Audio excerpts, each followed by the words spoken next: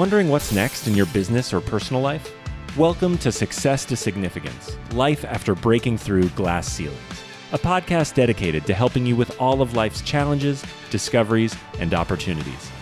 Whether you're seeking a new career, retirement, or simply wanting to make an impact in your community or the world. Join Jen Du Plessis and her guests as they explore how to start, what to do when you're in the thick of a change or growth, and how to leave a mark in this world after breaking through your next achievement. You are moments away from the aha you've been seeking. Hey everybody, and welcome back to Success to Significance, Life After Breaking Through Glass Ceilings. I am probably over the moon with this particular interview, and I'll tell you why here in just a few minutes, but Paul Finck is our guest today. Welcome, Paul. We're so happy to have you. It's a pleasure to be here. Thank you, Jen. Of course. So let me just take a quick second and tell everybody about you, and then we will dive right in. So Paul is known as the Maverick Millionaire. He's one of the foremost authorities in business and personal development today. With over 3 decades of sales and marketing and entrepreneurship and management, I'll throw that in too. Paul's moved over $20 million in real estate transactions, over $30 million in informational products, and has ran already over 250 live events. And most importantly, Paul is my personal coach. And so that's why I have him on here. Yeah. So, you're going to learn from the best. I bring the best on, and that's what we're going to do. So Paul, again, thank you so much for joining us today and spending time with us, so we can learn a little bit about you and you can embark your wisdom on everyone. I appreciate that, Jen. You are one of my favorite students, if we can say that, and just a pleasure to be here. There's so much that our world cross over and so much to empower your audience with that between the two of us here, they're in for a treat. Oh, well, thank you. Thank you so much. Yeah. And, we met, just so everybody knows, we met on the Marketers Cruise, and as our couples, like we kind of fell in love with each other, on the cruise. And I said, well, I have to coach with him. So that's where it all started exactly a year ago today, right as we're recording this. So Paul, let's get started with you telling us a little bit about your story, about you, because you've got a really fun story that I think you want to share with everyone about your children and your wife. So take it away. We want to hear a little bit about you aside from your resume. I appreciate that. Yes, I've been an entrepreneur for 35 years, which is just over the top. I've never worked for anyone a day of my life. It's always been straight commission sales, or I have run my own companies, whether it's distribution companies, coaching companies, real estate companies, and all that sounds really good. Got right out of the chute being an entrepreneur, and man, I was empowered. Only I reached the ceiling, as so many of us do. And because I was an entrepreneur and I was the leader so early on, I was the one who was supposed to have all the answers. I was the one who was supposed to know the stuff, because 22 is my first major company. I had 7 salespeople working for me. It was in the medical field and in medical distribution. And so I was supposed to know, only I was still figuring out on my own. And what happened was I hit a ceiling year after year after year. Well, and the ceiling wasn't bad. It was $80,000, $100,000 a year. And I felt like I had reached my pinnacle. I thought I was doing well. And things shifted dramatically for me, because along the way I got married to my sweetheart, my love of my life, and we're a little bit proficient in creating children. And so I have 3 sets of twins, 6 children, and all of them came back to back to back. So we had 6 children under 6 years old when the last set were born. God. And I don't know whether you've ever attempted to have a household of 8 and you're feeding all of them and you're housing all of them and you're looking to experience life, only dramatic difference from having 1 or 2. Mm-hmm. And that turned my financial makeup completely upside down. This wasn't $100,000 wasn't able to cut it anymore. I had to step up my game. I had to create something new. And that's when I really got real with the lessons that I teach, what I coach on, and what I do every single day took an entirely different approach, systems, processes to create a magnitude of results that actually would take care of a family of 8 and then some. And so that's really where my story began, which is now about 20 years ago. And I got involved in real estate, got involved in information marketing, got involved in coaching, and really exploded in the world as a thought leader and an influencer and a coach to really help other entrepreneurs go through the same process. Yeah, I love that. So you had this big defining moment, although it wasn't an actual moment. It was a series of 3 kids, 3 sets of twins being born, right? And so it really was a defining moment. And not that you haven't had others, because we all crash through different ceilings and whatnot. But in that defining moment, why didn't you, or maybe you did, why didn't you just pack it in like everyone else and say, well, I can't risk being an entrepreneur. I've got to go find a real job. I have to find something that is more secure and stable. And then tell us, when you started going in that entrepreneurship, what kind of lessons that you learned, like 2 or 3 lessons that you learned as you were doing that, is like, whatever it is, whatever that may be. I don't want to suggest the answers. No, here, really great question. And here's what happened. I was an entrepreneur for already 15, 18 years when my first set were born. Okay. And so I had already established myself. This is who I am. I couldn't, going to work for someone, just rip my skin off, just put me in a place that would have just destroyed me. However, without the drama around it, it was, okay, so here's who I am. I'm an entrepreneur. Let me keep going in that pathway. Only to get from here to there, what I needed to do was get more information, get more people by my side, learn from other people. And so I started going to seminars. I started grabbing hold of books and tapes and audios, and really became entrenched in the study of what it would take to really increase the magnitude. I realized real estate was one of the key ways to build my wealth. And so I got into real estate, started studying real estate at a high level. Well, all that costs some money.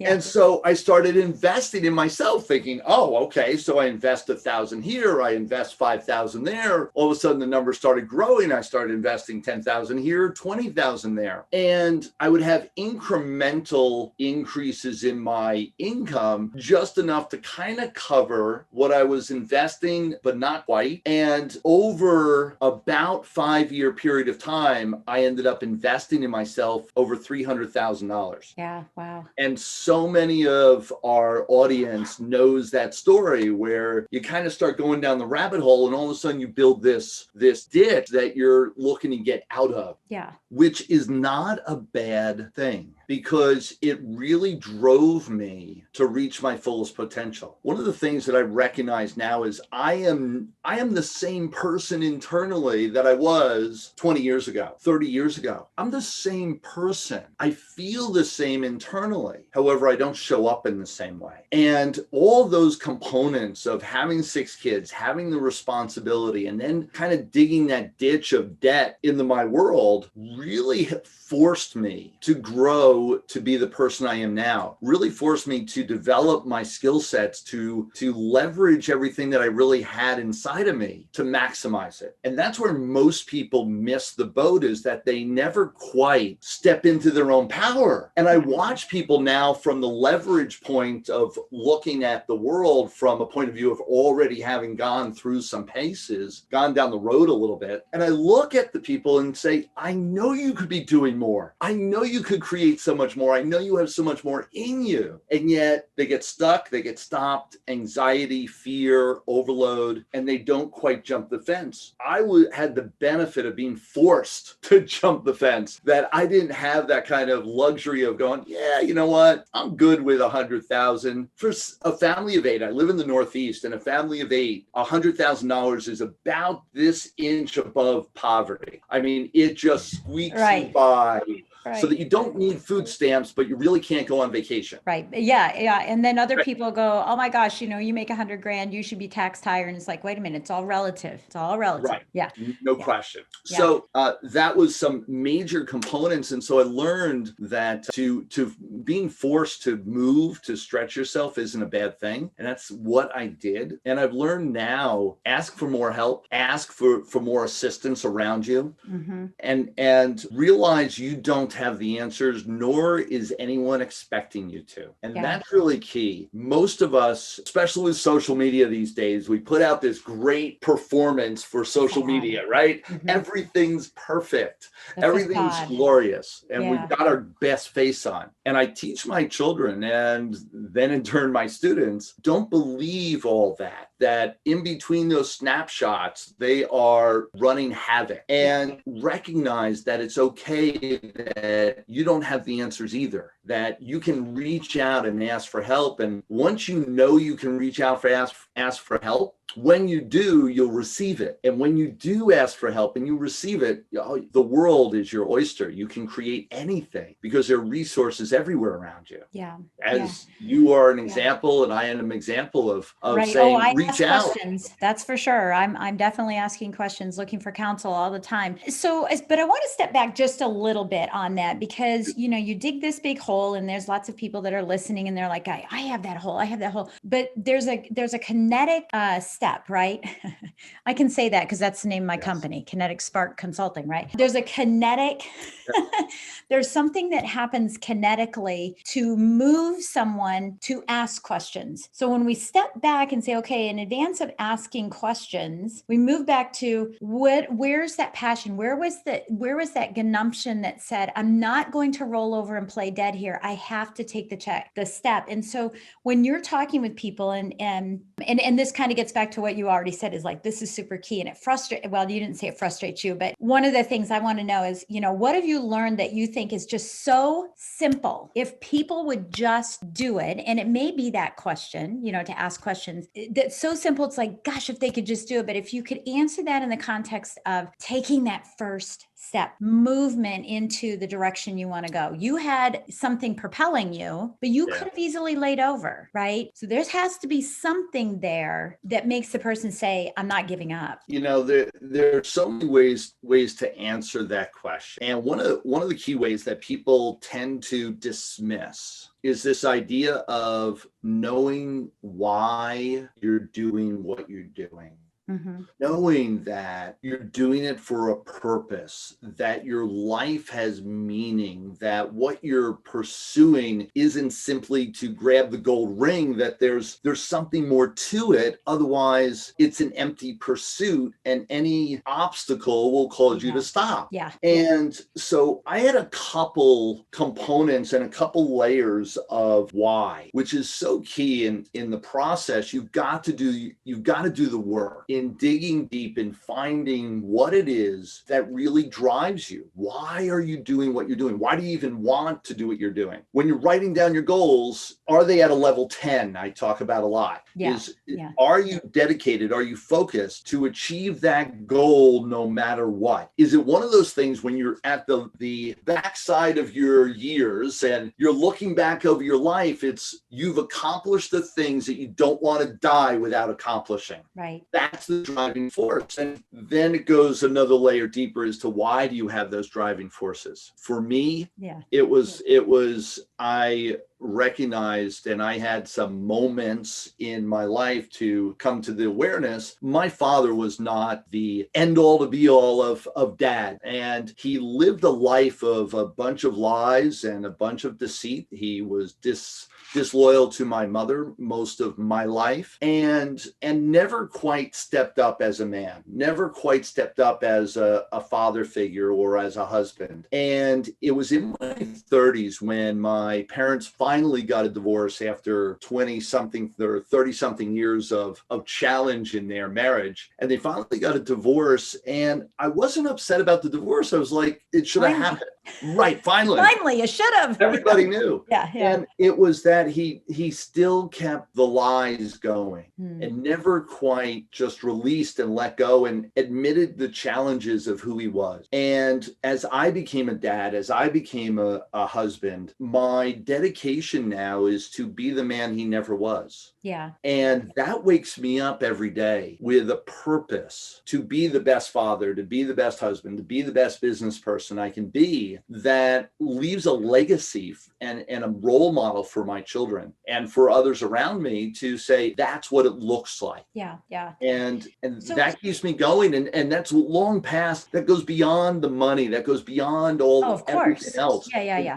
It's a far-reaching purpose that you live every day. Yeah. That life, that purpose-driven life, it's part of that as well. Why do you think that so many people don't take the time to do this? Because, for my coaching students, this is the challenge that I have all the time is, I'm always saying, stop speeding up to slow down, start slowing down to speed up. And, it's an androgynous, process. Like, oh, I just don't think I can do it. And it requires too much thinking. And, I don't know where to start. You had a situation, in your family that you could say, I don't want to be that. My husband had that situation. His father was never around. So he's like a helicopter and then some to be around. And now I don't have that same desire and drive that I have to be at everything they do. Right. And so people will say, oh, he's such a great father. And I'm thinking, am I a great mom? Do I have to prove like him? And so where do people, so I have my own driven reasons, right? But if someone doesn't know where that stems from, how do they dig into that? How do they start doing? Do they start doing meditation? Do they start journaling? Do they start asking questions of family members? How do they really, really start that thought process of what is it I do want? Because I don't know. I'm just working. Yes, and yes. And what I find is that it's an ongoing process. It's not an event, it's a journey. There you go. And so all of those things are important. I did a ton of work with mentors and coaches, and having people on the outside being able to guide you through that journey, because especially at the beginning steps, you don't know what you don't know. You don't see what you can't see. Right. And what you're looking to see is beyond your current scope. You have tunnel vision in your world, and especially in your immediate relationships. And so very much you are in a black hole looking to see on the far side of it, and it's impossible. So you need people around you to really be your feedback loop to give you advice and guidance as you go through, especially the beginning stages of that journey. Journaling really helps as well, I find, because you need to have that release. Oh, and by the way, I've got a degree as a clinical psychologist. I know. I was That's how I started. Yeah.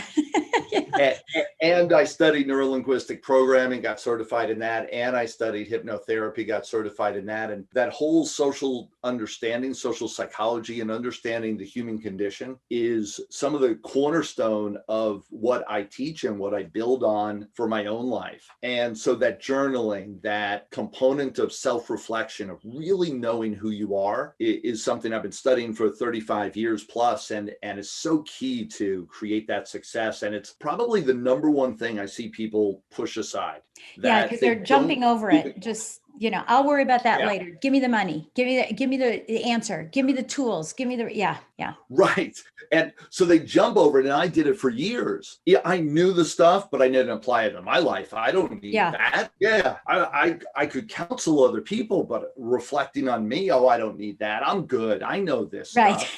And be careful. Whenever you start believing your own BS, whenever you start believing that you know everything and you have that know-it-all hat on, be warned, you're ready for a dip. You're ready for a decline unless you take it off and really get real. Yeah. Well, I have something that I do that I'm just going to share here too.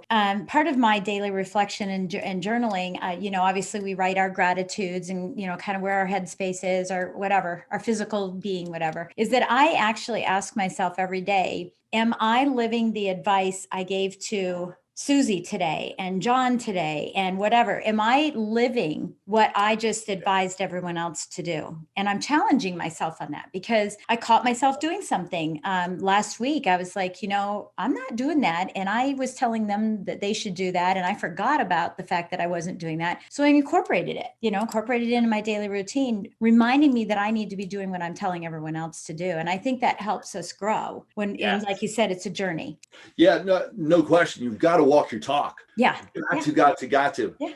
And I even go one step further and I utilize all my coaching and training. And every time I talk to someone as opportunities to what I call program myself. Yeah. To lay in the foundation work that I want to make sure that is strong. And so, for instance, almost every time I'm on stage or giving a presentation, at some point I talk about how important it is to be on time. Yes. That I am always on time. I never miss my mark. I never am late for an appointment. I'm never late for a stage performance. That I am always in all weekend long. Like if I'm doing a 3-day boot camp, I'll say from in the first 15, 20 minutes, I'll say all weekend long, when I say we're going to start at X amount of time or at X time in the morning and we're going to end at this time, you can count on it. It'll be on the second. And people look at me like, how can you do that? What if things come up? I said, they never do. Yeah, because you manifest that.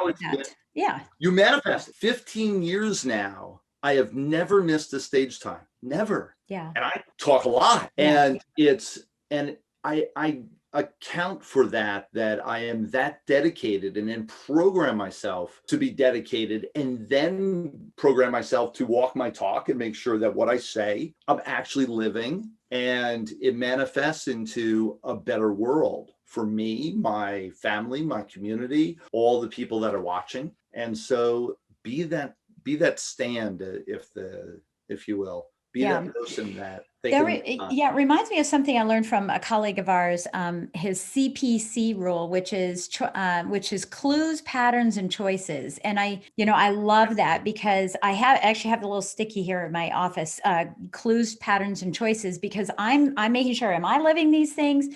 Are the people I'm working with living these, the people I want to, my colleagues, because I'll get to the point where there's a clue, there's a pattern, and now I have to make a choice. I have to make a choice whether or not this person can continue to wag my tail instead of me wagging my tail, right?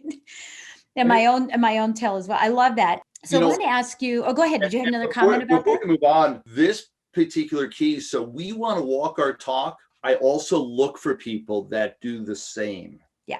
And so when you're looking to analyze people and really judge people, and it's, guess what? Judging people is okay. You need to be doing that. We all do. And when you're looking for joint venture partners, strategic partners, people that you want to associate with. Yeah. Vendors, everything. They are going to leave clues. Mm-hmm. You're going to be able to tell, are they walking the talk? Are they doing what they say they're going to do? Look for it. Don't discount it. Yeah. My grandfather taught me ordinary and usual behavior. That was his terms, similar to what you were talking about. Yeah.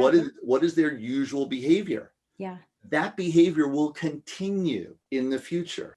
So if you don't like their behavior now, count on it's happening in the future. Yeah, you're not going to change it. It's not going to change. Yeah, you're not going to change it.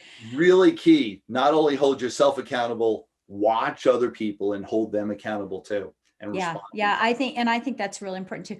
Yeah, because who can't remember who said it. Maybe Jim Rohn or whoever said, that you're the accumulation of the 5 people you hang around with. If you continue to hang around people that show up late, you're going to start showing up late if you're not putting boundaries up, to guide you. So. Right. Yeah, I love that. So Paul, in your life, has there been anything, that has surprised you about this? Other than 6 kids. Well, you're over that now, right? Other than, oh my gosh. Kids. Yeah, no, but I mean, like during your path, is there anything that has just really surprised you in your life? I guess one of the biggest things that really has come as a great realization, I will say, is that it doesn't matter how much you grow, that there are still things to learn. Mm-hmm. And that everybody, and as we look at celebrities and extremely rich people, and we look at all these categories of people that we put them in, and to realize that they're just like you and I, that the chit chat in their head, their own insecurities, their own challenges, Yeah. they're still human. Right. And as the more I've stepped out of my own fears and blocks, and I started hanging out with millionaires and billionaires and people that, when I first jumped the fence, if you will, and started hanging out with people, and you're the average of the 5 people you hang out with the most, I started hanging out with millionaires, multi millionaires and billionaires, and they had insecurities. They had funny chit chat. They had funny challenges. They learned how to bypass them and be productive regardless. It doesn't mean they eliminated them. And it was such a realization, like, wow, like I could do that. And so many people, they, as I interview them and coach them, they look to eliminate, oh, well, I still have chit chat in my head. Well, no kidding. The guy over there, he makes $250 million. Right. He has the chit chat. Right. I know, I coach him. Right. You know, and so recognize that it's okay, that you don't have to eliminate all these things that you have going on in your head to create the success, to be confident that you can, to have the belief that you can, that we're all we're all human. We all have flaws. We all have things going on. It's okay. And I think it really is how you learn how to overcome them. And, you know, and really, I mean, in full transparency, that was something that you helped me with almost the first day. And I did a little more work after that. And now that I've overcome that now, and when it creeps back in, I just go, no, you can't do that. And I very quickly go over it instead of circling the drain, right? And going through, right? There's a total difference. I just shut off the water, right? Shut off the water. Nope, we're not going there, you know? And I think that's pretty interesting too. Thank you for sharing. Yeah. Thank you so much for sharing that. One of the key components I just want to add in judging success, the people that are highly successful versus the people that aren't, what I found is the difference is the speed with which they jump, put that aside and stop circling the drain and keep moving forward. It's that speed of transition. Yeah. They still have the same thought. They just transition quicker. Really fast. Yeah. And I'm so confident in that now. And it's only been, you know, a handful of months, and just like that, it's happened. And, you know, I did a meditation to do it. And I was like, oh, I'm not really a meditator, but I did a meditation with someone and it worked. And I told one of my clients about it. I said, you need to go do this meditation. She called and she's like, oh my gosh, it's working. Right. It's just weird. So, it's kind of not one of those people, but guess what? It works. Yeah. I know it's kind of funny. Well, it's actually Mark Victor Hansen's wife, Crystal. That's who, she has a meditation. And I mean, it was just incredible. So Paul, you know, talking about business, you know, so that was some of your philosophy and whatnot, but talking about business, you know, you help people with internal, external, and business models. You know, it's a full package. It's a full circle. You know, there are a lot of coaches that are about creating products and about time management, like, well, that's one of my things, but you know, time management, but I'm holistic too, but you really, really dig deep into, you know, the internal and external and business model. My question for you is, and I totally get the internal because I think it's an inside job. All my life, I've been doing an inside job, you know, at working at myself. Tell us a little bit about the external and what you really mean by saying, you know, you work on the internal, external, and business model, that external piece. So I talk about 3 different pillars of our existence. And as an entrepreneur, as a small business owner, you have your business vehicle. And so usually people pick the industry that they're going to be in. All right, so I'm going to be in mortgages. Great. That's a business vehicle. And you can dig deeper as to what the business model is. Are you going to be in commercial or residential? What kind of criteria, what kind of mortgage or funding are you going to do? What's your lane that you're going to drive in?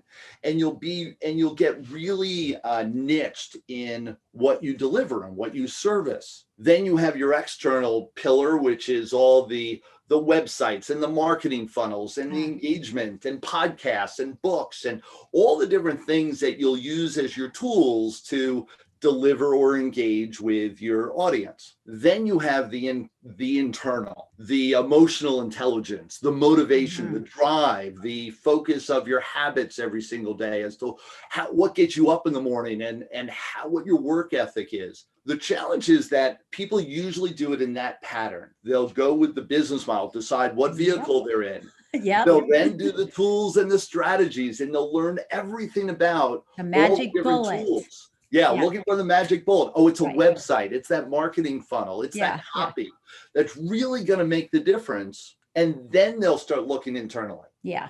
After 35 years of this journey, I will tell you the thing that made me quantum leap, my 10-time fold increase over the shortest period of time happened when I focused internal.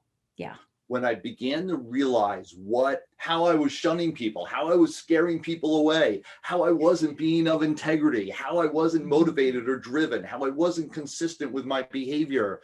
All those things had nothing to do with what I said. And I learned scripting from the best. I was doing cold calling midtown Manhattan when I was right out of college. I mean, I knew how to do it and still couldn't jump past that six-figure mentality. Yeah. It wasn't until I got clear with what was going on internally, that emotional intelligence that jumped the fence and went tenfold. And so I encourage people, let's go back to the internal first, because then I can pick up all the tools. I can go to any industry and create millions. It doesn't matter the vehicle as much, right? Because everything follows from your internal congruency. Yeah. And because when you have clarity, you know what tools to pick up. Right. Right. You don't have to pick up everything. You'll be more advised and more clear about, that part of it. You also know, like when you get to your business model, like how to find resources, who to ask. You're more open to collaborative work. So it's so easy to, I want an industry. I step in, I grab hold of some of the best people in the industry and we get going. Right. This isn't rocket science. Other people have already figured it out. Yeah. Yeah. I love that. So I want to transition as we're sort of ending our time together, but we go into that. So you've had lots and lots of success in your life and continue to have that success. What now is your passion outside of business, in the community, to be a market influencer, to serve the community globally? What are some of your passions that you have now? So there's a couple. One is, of course, to continue what I'm doing. I've been now coaching for 15 years. This is what I love to do. And I coach entrepreneurs, really how to find the rest of their passion, the rest of their story, and their real purpose so that they can create abundance for themselves, their family, their community. You design a bunch of, thousands of millions of hubs of entrepreneurs creating just magic in their own community. You've got a world that works. Yeah. And so absolutely helping people inspire to their greatness that's within them. The second passion, and we're starting a foundation actually around this, which you may be some of the first people to be hearing about this, is we're starting a foundation for educating the children. Because one of the biggest challenges, my 6 children are my guinea pigs, if you will. I tested everything out on them, and now they're 19, 20, and 25. And from all I can tell, have proven the test of time. They're amazing humans. And so now it's a matter of taking that same training and bringing it to the younger generations and really making sure that they know how to find their purpose and passion early on in their life, know how to have emotional intelligence and engagement with the world so that they can really grow to be their best and their fullest. So we're designing all of this material and all this information to be able to be utilized at the ground level, if you will. That's beautiful. Yeah. And going forward, I mean, we have 5 generations that are working together now for the first time ever in history. Yeah. And, that everybody has different goals and attributes and experiences. And the younger generation, is looking to be an entrepreneur. entrepreneur. They are definitely in the entrepreneurial space. So what better way to educate them than through someone who's already gone through it? And I know some of your kids are doing that too. You had mentioned that they're starting some businesses and Yeah, doing that. And absolutely. my kids are entrepreneurs. I think they mimic what they see, right? Yeah. So I think that's great because they're going to need a lot of guidance. And the guidance that they're perhaps getting these days is from someone who's a baby boomer or a older Gen Xer who says, go to school, get a job, get this, right? And so The myth of America that we know doesn't work. yeah. And that working for somebody for 40, 50 years, graduating or retiring with a pension and a watch, not the answer. Yeah. Right. A pension and a watch and go work at Best Buy. Yeah. And it doesn't work. And so there's better alternatives and to really teach them how to have the power to do whatever they want. Yeah. So I'm going to ask you, I want to ask you a couple other just off the cuff kind of questions. I don't do this all the time, but I want to ask you some questions. You're going to be floored when you hear some of these, but oh boy. Growing up, what was your favorite TV show as a kid? Growing up. Wow. That brings me back. Way I back. will say in my later, like my 20s or my teens, it was probably Star Trek, MASH, those kind of dramas and kind of quirky dramas. Yeah. Yeah, that's interesting. Yeah, that's interesting. And it tells me sort of your generation, which I know anyway, but it just kind of tells me, the generation. Because mine was Mr. Rogers. I mean, oh my. Mr. Rogers was my man. Yeah. That's when I was growing up. That's what it was, Mr. Rogers. And, MTV, when I was in college, my first year in college, I worked the graveyard shift at the front desk as part of my scholarship program. And this thing MTV was on the television. And I was like, oh my gosh, I can't, it was crazy. And I saw Devo, whip it. Yeah, exactly. Wait. And there's one other, of course, that you mentioned, Mr. Rogers. It's Saturday Night Live, and it's Eddie Murphy playing Mr. Rogers. Oh, yeah. Mr. Rogers' Neighborhood. Yes. You'll end the conversation there. Yeah, that was good too. Yeah, that was definitely good. Okay, so as a child, I'm going to ask you the second one, and then I'm not going to ask you any more about that. But what was your favorite board game? Oh, Monopoly, Risk, and taking one step further, there's a game called Rail Baron that no one knows that I just found, and I actually bought it this Christmas, a used one because it's not made anymore for my children because one of my favorite games as a teenager. Rail Baron. I got to find. And I kind of get what it's about. Of course, you'd have Risk. Of course, you'd have Monopoly. I mean, it was all written in. It's all about strategic play. Yeah. And one of the ways I approach business and life, it's all about strategy and strategic play. Yeah. That you take yourself too seriously. You take this whole thing about business too seriously. For me, you're going to be doomed. Yeah. It is about play. Treat it like Monopoly money. You're going to be A-okay. Yeah, I love that. I love it. Have you ever heard of Pit? No. It's pretty cool. Pit. A card game? Yeah, it's a card game with a bell. It's a stock market kind of game, Wall Street, and the idea is kind of like Mother. From when we were Mother kids? May I, but the Mermaid Mother or whatever it is. You're trying to accumulate all the same suit. Right. And so what you're doing is you're trying to accumulate wheat or corn or barley or whatever. And we have a bull and we have a bear, right? And so the bear is bad news if you're left with the bear. If you get the bull, it's a wild card. And literally you stand around and you ding the bell and the stock market opens and everyone starts trading, screaming. Oh, that's awesome. That's awesome. Somebody wins and everybody gets upset. Is it still around? Oh yeah. And we couldn't find it for so long. We finally found it. And so we gobbled up a bunch and everybody has it at their house now. It's kind of fun. That's hysterical. It's not as strategic. Well, it kind of is, but it's just more fun and we're stressed when it happens. And it's pretty cool. So Paul, the last question I want to ask you is, what do you think is your number one best God-given gift? Being able to see through the BS, being able to weed through it and then clarify what that logic pattern is to help other people see the forest through the trees, to be able to actually see what's going on versus what our mind or our world envisions we're supposed to see. Wow, that's a really good skill to be able to, really see that from people. Because one would think, oh, you're a medium.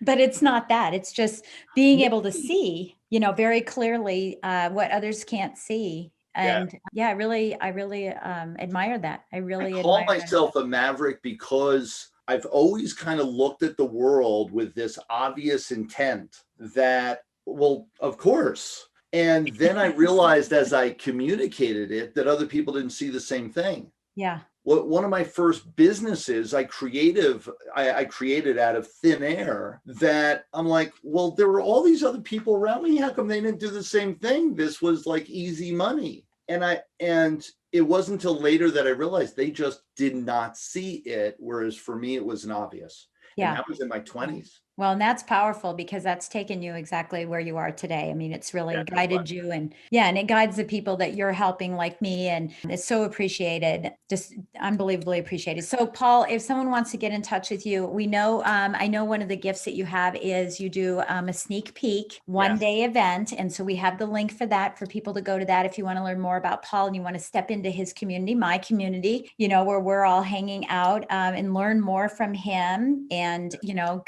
think about or consider his programs, consider working with him as well. How else would you want someone to connect with you? So one, without brushing that aside, one full day, it is absolutely, it's totally my free gift. We do it fairly often. Right now we're doing it once a month. We may be slowing that down a little bit, but we're doing it at least once a month now.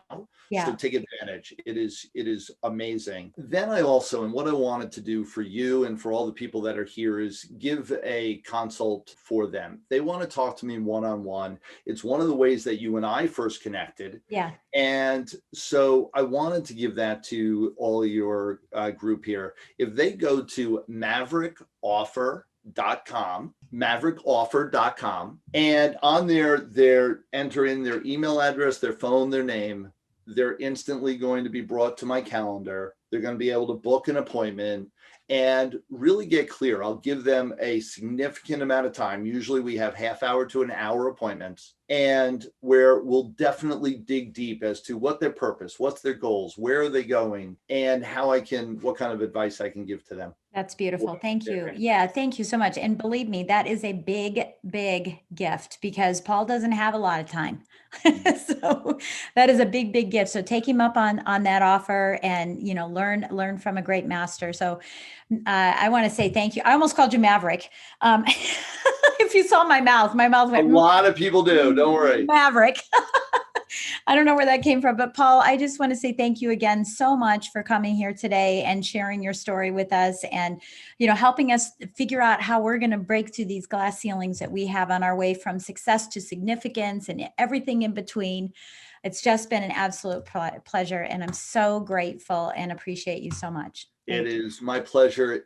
Really glad we're able to put this together. Paul Finck, the Maverick Millionaire. Come find me. Come work with us. We have a universe here for you. We're just waiting for you. So thank you so much, Jen. Yes, we are. You're welcome. All right. We'll catch you next time on Success to Significance. And please don't forget, write a review and give us a great rating. And anytime that you want to have a specific person on the show, or you have a story about breaking through some type of glass ceiling, please don't forget to connect with us at support@kineticsparkconsulting.com. That's support@kineticsparkconsulting.com.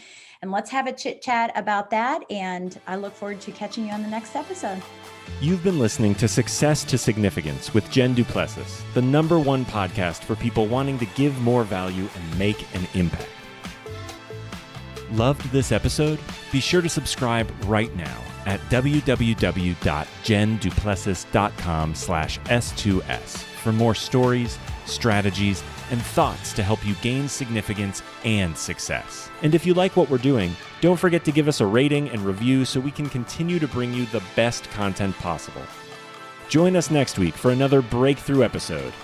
Thank you for listening.